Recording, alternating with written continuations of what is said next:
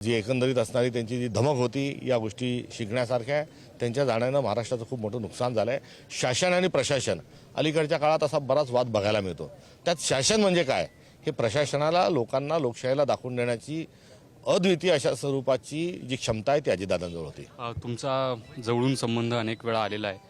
एखादी आठवण या निमित्तानं जे दादांची तुमच्या मनात कायम घर करून मी विधिमंडळातील सदस्य असताना आम्ही विरोधी पक्षात होतो आणि विरोधी पक्षात असताना आमचं संख्याबळ नसताना विरोधी पक्षात आम्ही असताना सत्ताधाऱ्यांवर कसा अंकुश ठेवावा या अनुषंगानं अजितदादांचे जे विधिमंडळातले जे संपूर्ण भाषणं आहेत आणि त्यांचा स्मरणशक्तीच्या अनुषंगानं असणारा जो आवाका आहे हा विशेष गुण आज या निमित्तानं माझ्या व्यक्तिगत स्वरूपात आठवावा वाटतो। दादांची जी शेवटची इच्छा त्यांच्या जवळच्या नेत्यांकडून व्यक्त केली गेली, त्यांनी असं म्हटलं होतं की दोन्ही राष्ट्रवादी एकत्र आलं पाहिजे। अगदी काही वेळापूर्वी आमच्यासोबत बोलताना दादांसोबत असणारे अंकुश काकडे जे शरद पवारांचे निकटवर्ती आहेत त्यांनी ही भावना व्यक्त केलेली आहे।